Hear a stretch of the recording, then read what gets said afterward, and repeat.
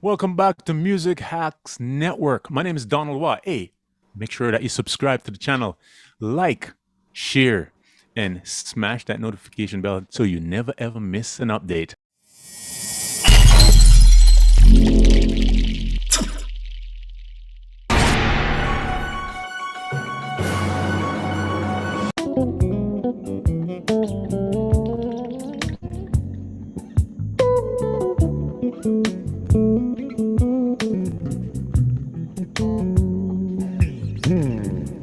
Everywhere I go, you whisper in my ear. Everywhere I go, I feel you on there. Everywhere I go, you say, don't you fear. Everywhere I go, I feel you right there. You told me never give up, confident and keep your chin up. Your destiny is calling, listen up. Your opportunity, so show up. Prepare cause you will blow up. Got to be a man, so grow up. Mend that broken heart and sew up. We'll raise the standard and we live up. Live up. Everywhere I go, you whisper in my ear. Everywhere I go, I feel you on there. Everywhere I go, you say, don't you fear. Everywhere I go, I feel you right there.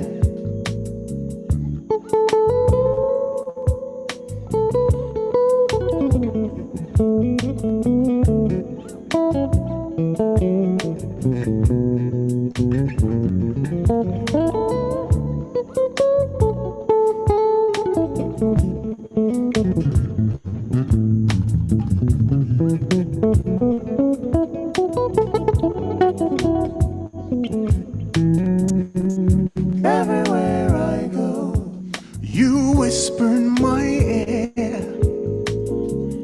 Everywhere I go, I feel you on there.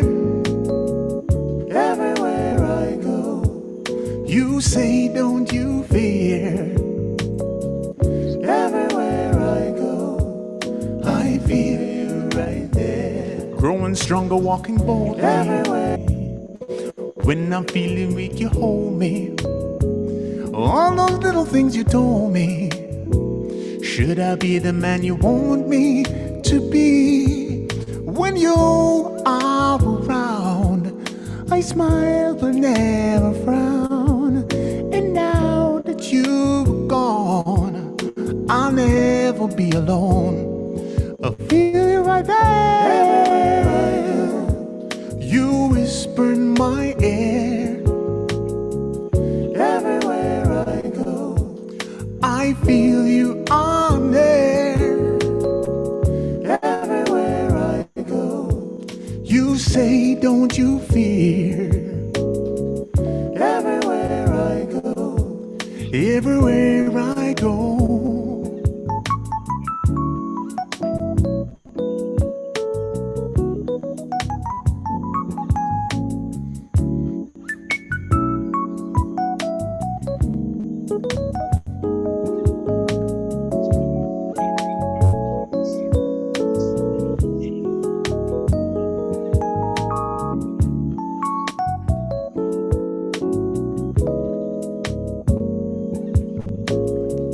Everywhere I go, you whisper in my ear.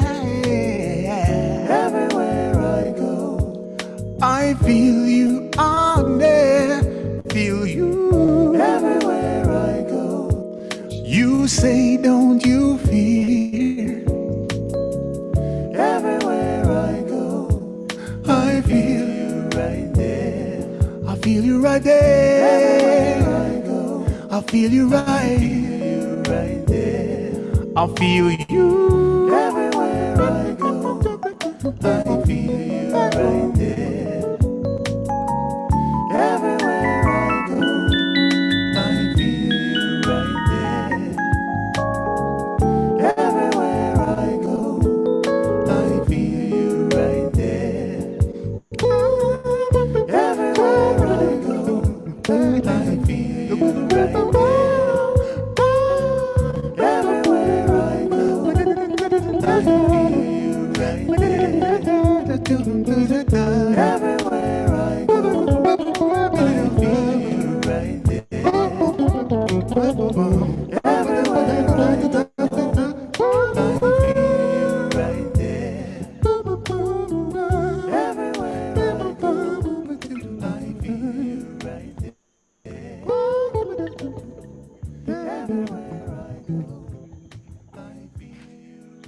I feel you.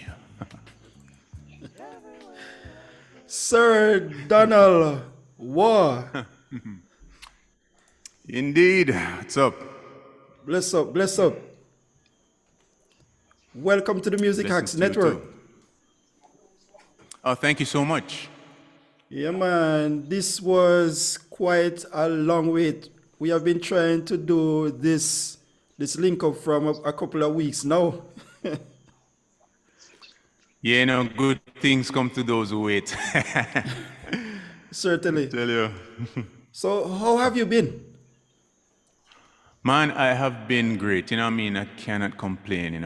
Family is safe and have health and strength, so God is good. Definitely. And how has the Jordan. pandemic affected you?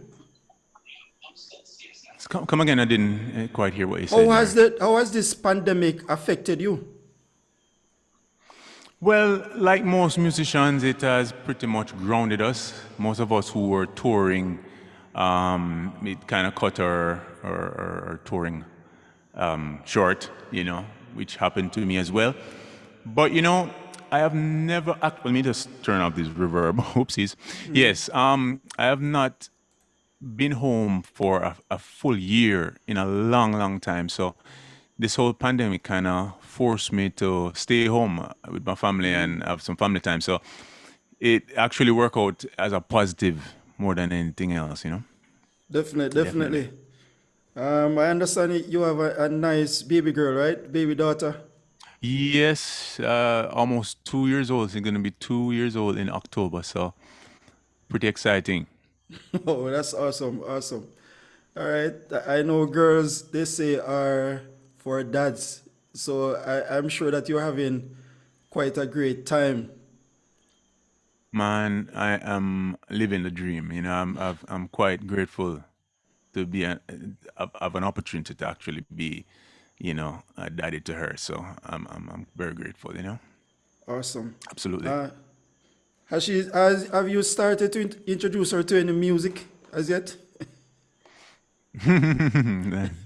Have I introduced her to music? That's how she gets introduced to. I tell Daily. you, yeah, man, I can imagine. All right, you played a great tune for us in the beginning of the program. Can you tell us a little about that tune? Okay, everywhere I go. This song I wrote actually for my mom. Is one of actually the first song I've ever actually wrote for my mom, where it was just saying that everywhere I go, I feel you. You know what I mean? All our lessons that she taught me, as a young boy, I get to use those lessons now. You know what I mean? To show me never give up, be confident, and keep my chin up. You know what I mean? Just those little tidbits from my mom. My mom is alive, just to make sure.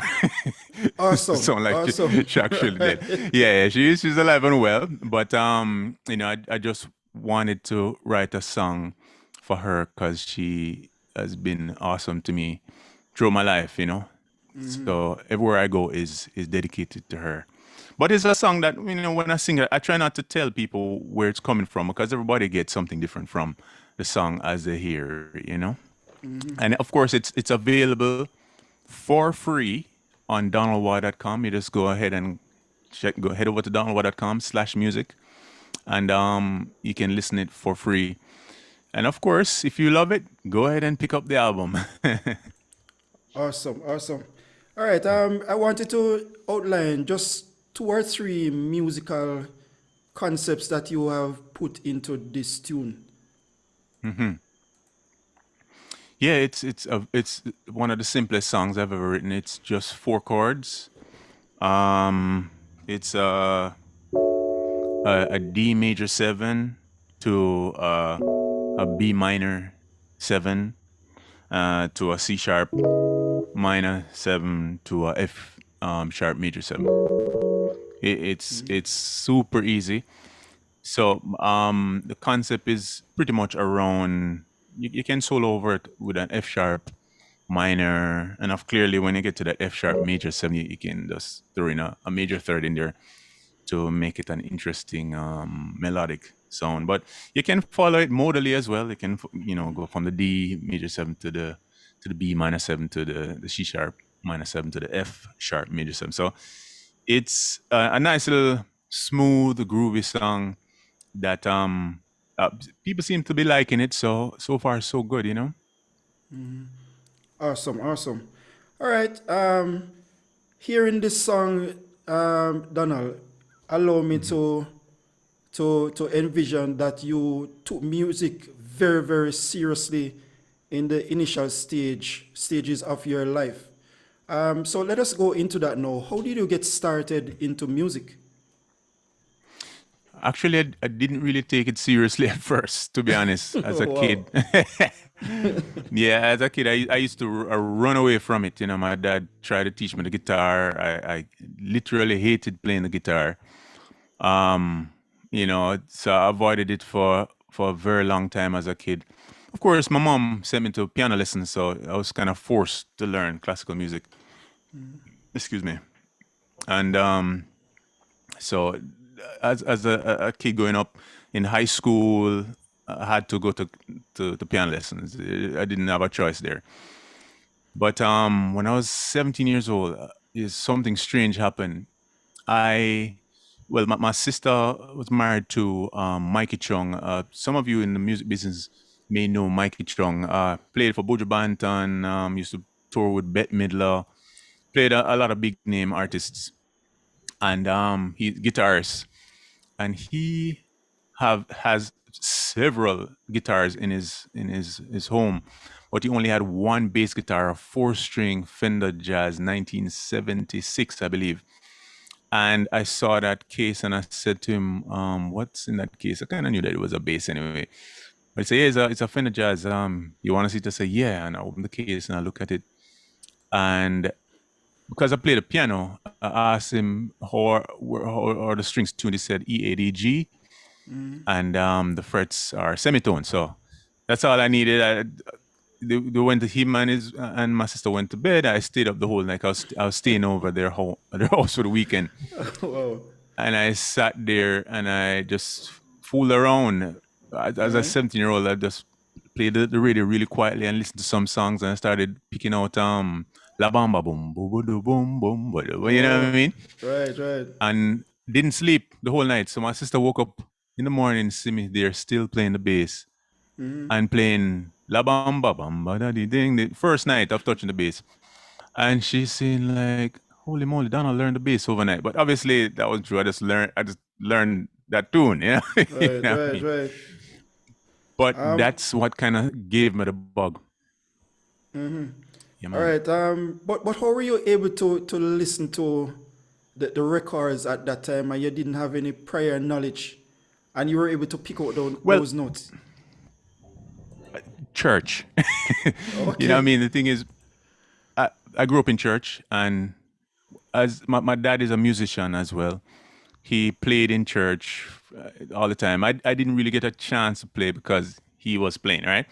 But like when they were packing down instruments, I would go there and fool around with the drums, or night service, I'll get a little chance to play piano. You know what I mean? When like maybe 5 people are there. Yes. But you know, what I mean, it was just church. You know, I mean, the choir, youth choir. So you have to have some kind of ears in church, because sometimes they change key and all of that. So most church musicians will understand that once you go to church, you develop your ears really quickly. Right. So that really helped me big time. All right. Did you have any influential person in your life at that time? After you discovered the bass, who did you actually start listening to?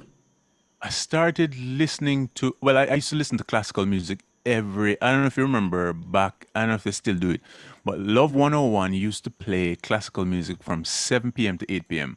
Yes, And if you man. even, yeah, remember that? Okay. Yeah, The man. concert hour, I think that's Yes, what it was that, called. yeah, man. I used to run home from basketball training just to listen to the concert hall every single evening.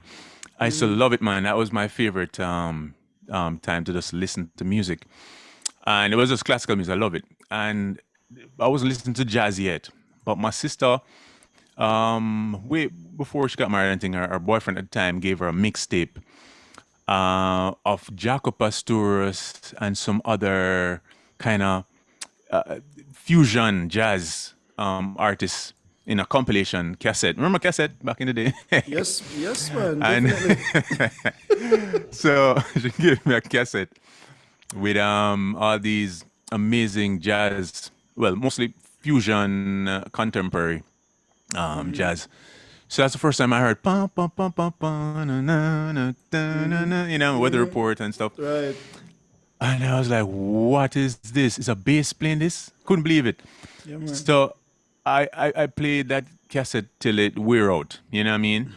So that kind of gave me the realization that, look, you know what I mean? This thing's serious. Oh, by the way, Sting was part of that compilation as well. And that introduced me to Sting. And I started researching Sting about a couple of his albums just to see a bass player playing a bass line and singing. To me, that was mind blowing because it's not easy to play a bass line and sing. Right. And yeah, that really kind of got me going as a teenager. Well, adolescence, I guess. I was about 18 years old at that point. Heading into college now, Ed Manley. And yeah, something funny happened though. Although I got a chance to play Mikey Trunk's bass. Of course, I had to give it back that night. So all of a sudden, I now start seeking out my dad's bass, which is a 4-string Cort headless. So Steinberg, the Steinberger headless. Right. And so I'd borrow his bass when he's not looking, and I'd try knock out a couple scales and try figure it out. But eventually my dad came to me. I don't know if this was an accident or he deliberately did this, but he came to me and said, Donald, we have the same exact name, Donald Albert Waugh, and the bank accidentally put some funds in your account. It was supposed to go to mine, but ended up going to yours. So tell you what, just keep it and don't spend it all in one place. Seriously, that happened. It's almost like God answered prayer. Awesome. And I'm not making this stuff. I couldn't believe it. Actually happened. So I was like speechless for a while, and went to work. Man, that same evening I went to the music store. I don't know if anybody know Music Mart, but man, I went to Music Mart back in the day, and they still exist. A matter of fact, they're bigger now, no? And I saw this black SF bass. It's like a no-name brand, but I could afford. You know what I mean? So I bought a 5-string and a tiny little bass amp.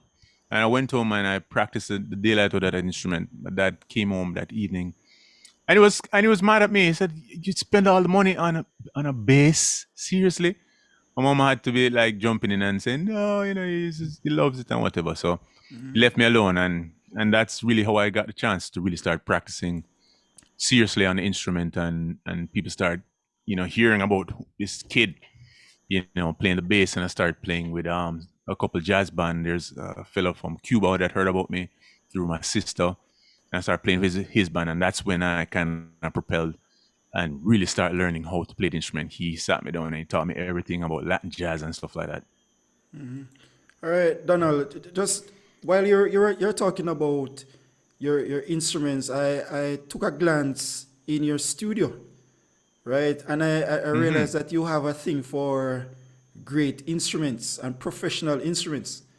All right, I'm gonna ask you just to tell us about some of those instruments that you have there with you.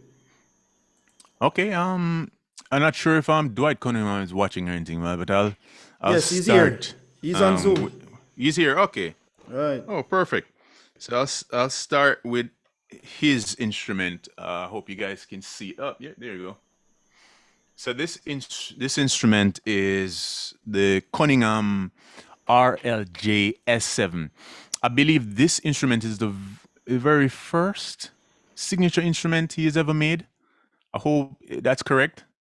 But I definitely know it's for a 7-string for sure. And we spent some time. It took about maybe a year to complete, but it was worth the wait. We went back and forth and trying to figure out the neck contour and the body shape and the design and everything. And he really did a really fantastic job. He took his time with this instrument. And as you can hear, it sounds amazing. And Dwight did a fantastic job. This is Dwight Cunningham. So it's Dwight Cunningham Design RLJ S7. So that's my very first signature instrument. Back there I have the NS Design upright bass 5-string. I usually use that instrument when I'm playing jazz, straight ahead stuff, you know what I mean, swing and stuff like that. Back there, I started playing the ukulele a couple of years ago. Lanakai Ukuleles, they sponsored me and kind of put me on their roster as an endorsed artist. And so I started playing ukulele bass and ukuleles tenor and baritone. And this is quite an amazing opportunity. I really thank them. And also MG bass also made me a custom 7-string, which is different from this instrument, different tone, different vibe. It's kind of more geared towards. I find I'll probably slap that more based on the wood choices. This one is a lot more mellow, so I probably won't go too much into slapping because this is just such a full, rich sound. Yeah, so of course, the strings I use Optima strings, and my strap is from River Straps, and this is the DW signature. He makes amazing straps. That's William Brito, so that's River Straps. Cables I use what holy moly, cordial cordial cables. They'll probably be mad at me. Cordial cables in Germany. They make fantastic cables. Yeah, I have a bunch of endorsements. I have to just go down the list real quick. When it comes to stands, keyboard stands, guitar stands, microphone stand, that's all from Hercules. And microphones, I also use Fifine as well. So yeah, that's the gear.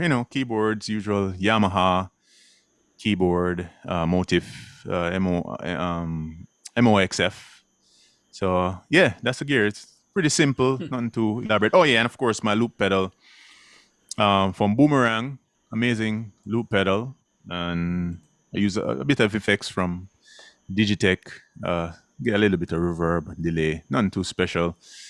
And honestly, this have so many effects that's not being used. I probably should just get a reverb and a delay, to be honest. But it is what it is. Awesome. Yes, you mentioned Dwight, and Dwight is here. Dwight is gonna talk to us a little bit later in the Q&A. So bless up yourself, Mr. Dwight, and all the persons who are here with us on Zoom. But Donald, where do you get time to practice so many instruments?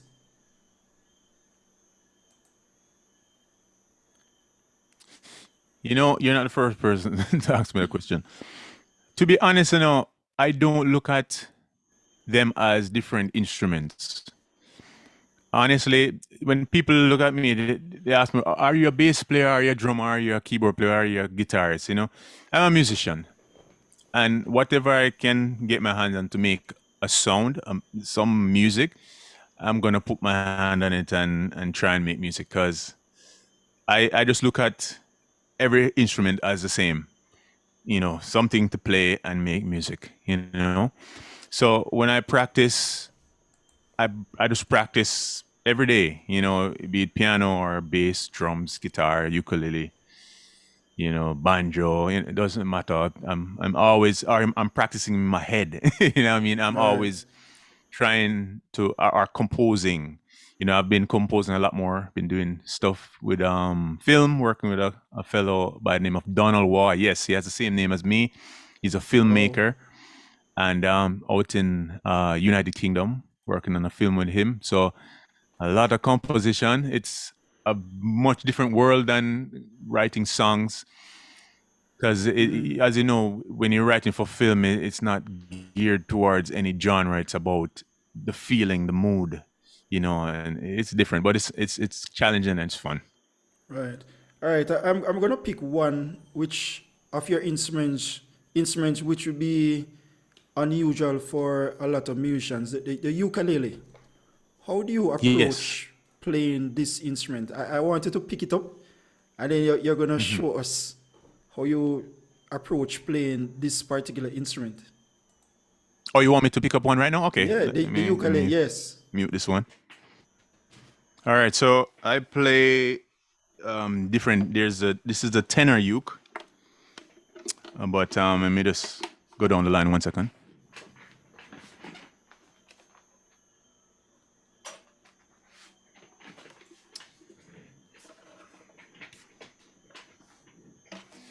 This is a baritone ukulele, and the baritone ukulele is tuned like the first four strings of a guitar. So it's on the high string, it's E, B, D, E, B, G, D. Almost forgot there. Just like a guitar. So that one I won't even play, because if you can play the guitar, you can play this one.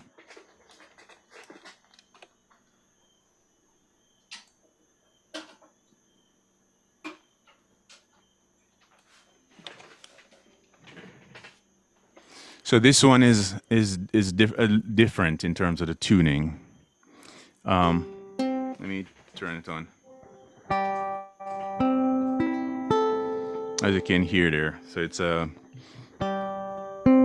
G, C, E, A.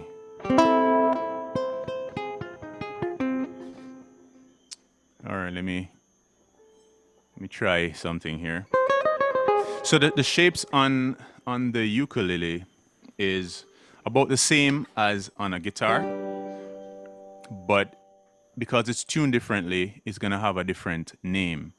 So normally when you have this shape, most guitar players would say, "Oh, that's a D, right?" No, because this has a G as the open note, so that's now a G, Or in the case of this one, that's an F, you know. So it's different in terms of the placement of the note. But if you understand guitar chords, it's a lot easier to figure out the ukulele, because even if you're playing scales, it's gonna be very very similar. Like if I'm in say G major 7 and I decide to play a scale,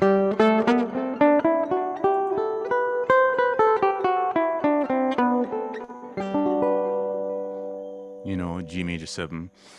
So that way now you can go down modally.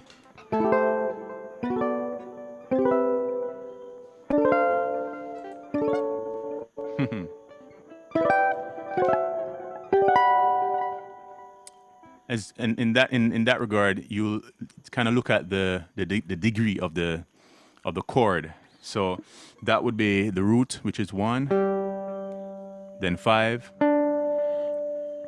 So 1, 5, 3, 7.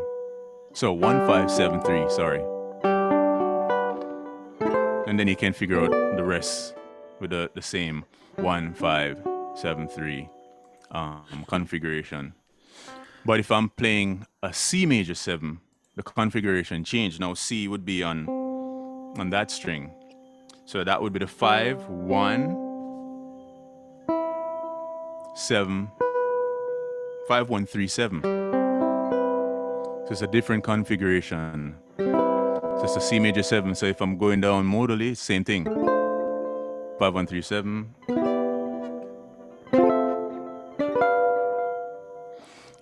So it's it takes some time to figure out, but once you figure out where the notes are gonna be, And I have this exercise that I would practice, which I'm going to show you on the bass, where it's called chord intervals.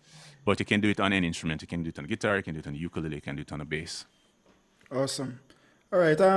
One final question on the ukulele. How long would it take a person to grasp the concept of the ukulele? Instantly. Instantly. Wow. Instantly. Yeah. Okay. If you're a 5-year, 6-year-old, 7-year-old, I'd teach you.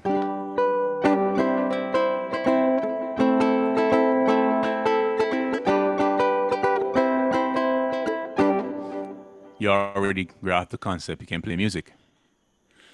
It's Awesome. super easy to play the U because that's already a chord. That's C major.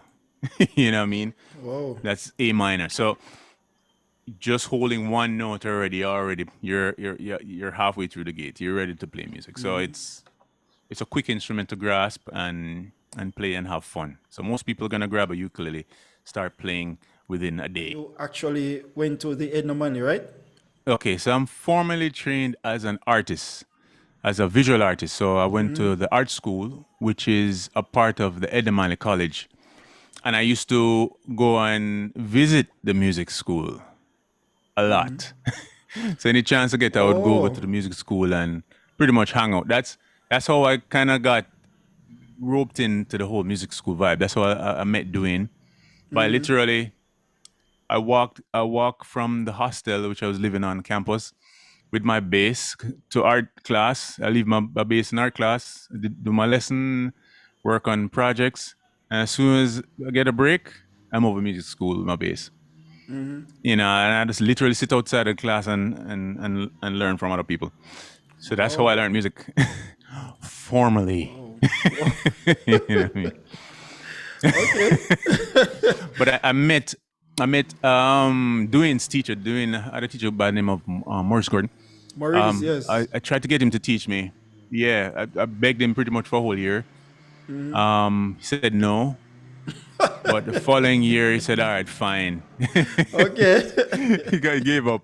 Yeah, I was pretty much annoying him. He's like, "All right, fine," and he taught me the second year and until I graduated at the Mali. So Okay. yeah, he gave me one lesson a week for 20 minutes. But because I could read before, I was doing classical music, so he just give me the sheet music. So now you're gonna do that, that, and that on the bass. And okay, see you next week. So, hey, Okay. that's all I need. I just need somebody to steer me in the right direction. So I Right, was really right. appreciative. Okay. So I went and I read what he wrote down and came back, practice, ready again, give me some more. And that was my class. Yeah. All right. All right. Tell us a little Even after. learning the drums. Yeah. Oh, yeah, you did the drums there too? Not formally. That no, I actually literally snuck into room 13. Anybody who went to Edna Manley College, like say Dwight, you probably know about room 13. I Yes. used to sneak into room 13 where the drums were and practice. And eventually I got banned. They literally banned me specific. They said Donald Waugh is banned from the room 13. That didn't stop me. When no one not looking, I snuck in there and practice anyway. Okay. All Yep, right. that's how I learned the drums. Awesome. All right. Tell us a little bit of what happened after the anomaly days. I'm sure you continue the music based on what we are seeing. Tell us a little about that.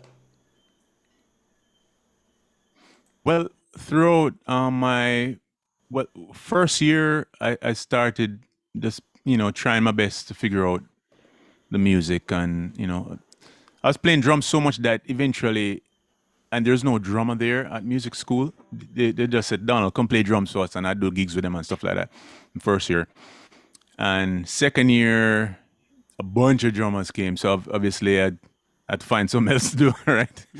So I started playing bass because it was the cheapest instrument to actually figure out. And I was playing it from before, so and that's how I started playing bass with their band. Because I'm just in the mix. I'm enough. In other words, you know. So Okay. yeah, so as much as possible, and because I'm playing with them that much, other people start hearing about me. So I started playing with Jill Gibson, who is an amazing jazz piano player who used to teach at Edinburgh as well.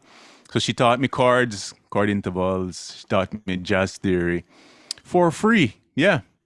So I guess playing with her had the perks, right? And started playing with Kathy Brown. Then she introduced me to Twices. I started playing with Twices. Twices introduced me to other reggae artists. So I started playing with Baby Sham. I play with Cecile. I play with a bunch of other people, but a bunch of jazz artists during school time. Eventually, the dean and our teacher kind of got wind of me doing so many gigs during the week. They kind of said, "Look, I need to stop doing this and focus on art, and I need to choose one master." Okay. So I said, "Yeah, man." so, Oh, you didn't stop. so no, I didn't. And guess what happened? I was playing at the Red Bones. I don't know if you remember Red Bones. Yes, I was definitely playing do. at Red Bones. I think when it was at a little place where there was a little tree in the stage. And I was playing on that stage, man, with Jill Gibson. And a couple of my teachers walked in the night, and I literally tried to hide behind the tree while playing bass. Like, where's the bass player? I'm there playing all Okay. kinds of swing behind the tree. That's Oh, very funny. Trying to hide from my okay. teachers, but yeah, I couldn't Uh, hide because I was just playing too much. I was really busy playing with everybody and anybody right. I could play with. Did That you was my lesson. actually tour with these guys? Overseas tours? I, s- I- I started touring much later. Yeah, I didn't start touring until 2008 or 2009 or some thereabouts. My first tour was with the Jolly Boys. And the Jolly Boys, you probably know them. They're like a 50-year-old band in Jamaica, Mento. And how I got that gig was through Mikey Chung again. He called me and he said, Donald, I have a gig for you, And when he called me, and he said, I have a gig for you, you have to take it because this is Mikey Chung we're talking about, right? Right. So he said, yeah, man, of course. So I'm getting all excited, thinking I'm going to probably play bass or something. He said, anyway, so they want you to play banjo. I'm like, oh my God, I've never played banjo in my life. But guess what?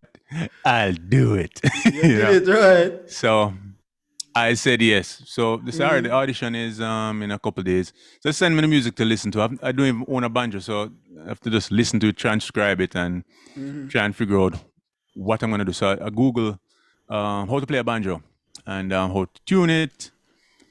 So by the time I got to Portland, the rehearsals were in Portland. I think it was like a 2-hour drive from King. So it's thereabouts, right? Right. And so I got to the studio and saw the banjo there and started tinkering through it and realized, okay, so it's tuned like a violin. So the chords are gonna be kind of spread out, because it's all in fifths rather than fourths like the bass. And my goodness, so I'm there like going through it and everything, learning up the songs. And the audition was at 12, I think. So I had a few hours. I'm going there, I did my best, honestly. What can you do? I did Awesome. my best. Awesome. And Awesome. so the musical director came out behind me and I was like, okay, let's give it to me. Just lay it on me. I know I didn't get this job, but I tried. And he said, Yeah. Donald, unofficially you got the job. You know? He said, unofficially you got the job. I was shocked. My mouth dropped. I said, seriously, how? He said, look, the fact that you're able to take up this instrument in such a short space of time, he's so curious to see what I'm going to do like in a year. So I said, you know Wow. what? You got the job. Yeah. That, Right. Right. sometimes you have to just be brave and just do it and just see what happens. You know what I mean? And that's exactly what happened. I was brave enough to just go try and I Right. end up playing with them for about a year. And we toured a lot of places. We toured Europe, we toured the US, Dubai. Caribbean, all over. You know, it was honestly the biggest tour I've ever been on. And it's the first time I've ever been on like a private jet. Wow. Never been back on a private jet since then. Wow. You know, sipping champagne and feeling nice. But honestly, it to me, it's like music is just an amazing adventure. You know what I mean? And when we get an opportunity to play, because you know, I've never played in these places before. You know, as a young musician, jumping in the deep end that way and playing in place like Wales, you know, where, you know, the whole band was the population of black people in that entire place. Right. You know what I mean? And it was, and how they, you know, they just the love that we got from people in Wales and in France and in Germany and, you know, all the different places just love the music. And they treated us fantastic, you know? It's just great. I enjoyed my time with the Jolly Boys. You know, they're older guys. They have lived, and I sit down and listen to their stories. And I even got a chance to sit down with the older banjo player who couldn't have played because he got a stroke. That's why I ended up playing. And this guy plays well. He's Wow. amazing on that banjo, and his technique is just the ugliest looking technique ever. But he is playing the heck out of that thing. Okay. But man, I was like, wow, how is this guy getting all that sound, you know? But he just couldn't travel, you know? Okay. So, but funny enough, a lot of times that when we came on television, like we're on BBC, they would put like white powder on my hair, remember, look old, and dress me up in some old clothes. It was hilarious. You know, we played. We were even on Jules Hall, and it was just hilarious. But yeah, Oh. trust me, it was a well funded tour. You know, it's probably the best funded tour I've ever been on to date. To be honest, you know, Okay. in terms of just, you know, So you're the sheer saying quality of. Mhm. this has been the highlight of your career. In terms of band, yeah, absolutely. But in terms of like solo stuff, not really, because you know after that I started doing my solo things, and then things really started to propel in a different direction. You know what I mean? But as a All right. band, I think this is probably the most unique and interesting experience I've ever had playing with the Jolly Boys. To be honest. All right. I'm going to allow you to go into your presentation real soon, but I have just a few more questions. I do want you to tell us about the high point of your solo career. And then you're going to tell us about the work that you're doing on social media. How can we find you and stuff like that? So tell us about the high point of your career. Okay, well, after touring with the Jolly Boys, I started playing with another group called Jacoustic. I don't know if you know Wayne Arman. He is the leader of Chalice. He, I guess he was on break for a bit from Chalice and All had some right. time to tour. I think that's where I So remember you he from. actually called me. Right, yeah, I was Yeah. playing Wayne and Suretsi. But at that point, while I was playing with the Jolly Boys, I had a very bad name out there. Some rumors was being spread. I used to date someone, not gonna call any name, and that person started spreading bad name on me. Anyway, don't put two and two together now.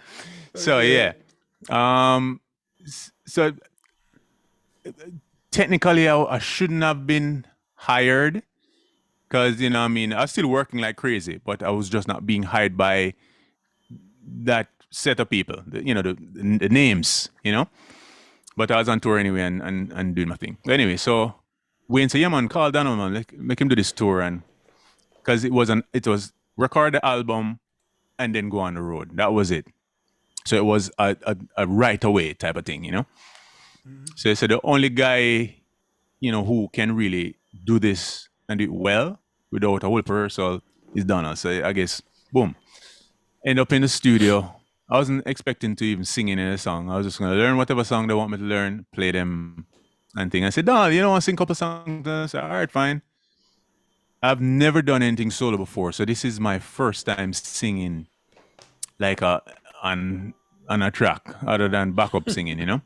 Yeah. So I did two songs on the album, and I was nervous as heck. But hey, whatever. You know me, I don't say no. When I say go, I say yeah. So did the songs. I went on tour, toured US, toured a bit South America, come back, did Jamaica, and yeah, the songs I did, people like it. Wayne is amazing, amazing vocalist. Honestly, when you're on an album with Wayne Harmon, you feel self-conscious. Yeah, I mean, Right. in terms as a vocalist. I think Surtis, did he sing one of the songs? I'm not sure, but it was definitely Wayne song. He sang most of the songs. I did a couple, so it was a nice experience playing with the bigger heads, and learning from them, and the great thing about Jacoustic, they allowed me to just be myself. You know what I mean? They make me just do me. I love to twiddle and play solos and do my stuff. And they didn't once tell me, play this. They just say, ready, set, go. you know, which is quite amazing. So after Jacoustic, there was a bit of a lull, I mean, we're on tour. And so I'm like, you know what? Let me start doing some YouTube videos and start doing some of the solo YouTube stuff and trying to get myself in the soul thing. Seeing that I started singing, so I started to get more used to it.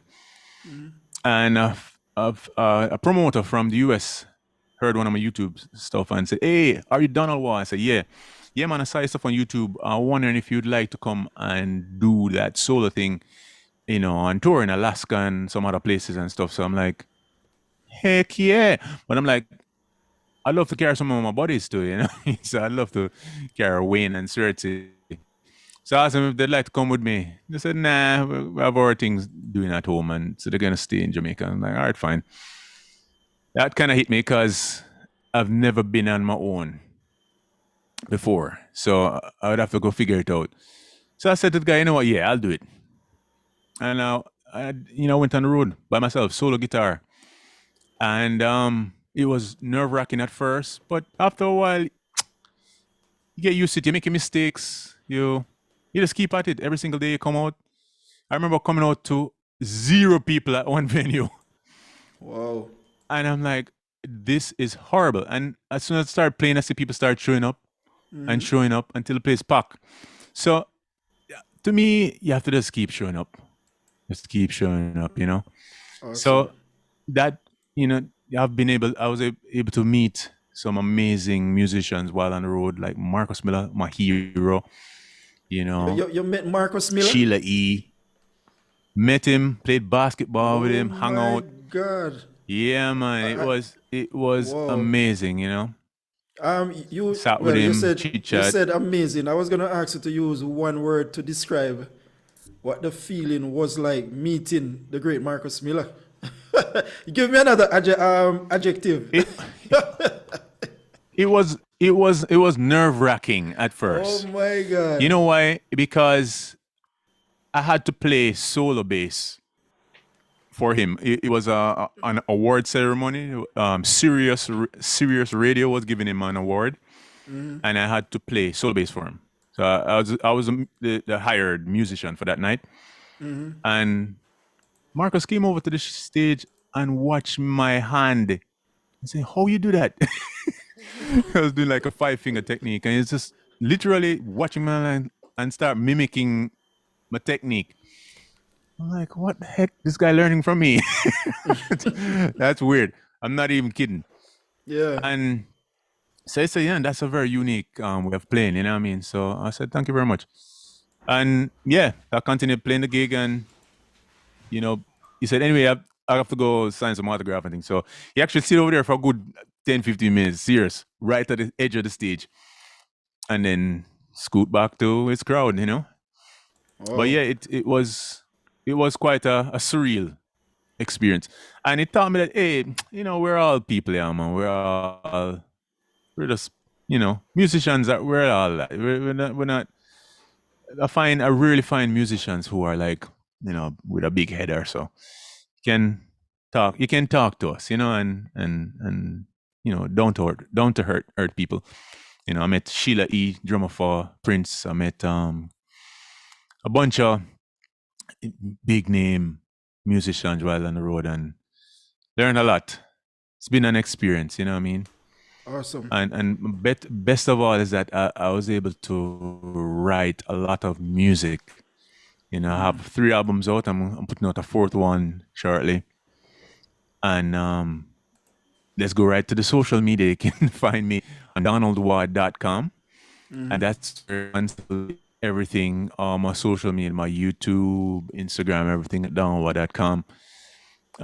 Or if you want the music, DonaldWaugh.com/music. And that's where you can get Spotify, you can get the Apple Music, you can get Amazon. And yeah, it's all good. Check me out at DonaldWaugh.com. And that's WAUGH for Waugh. Awesome.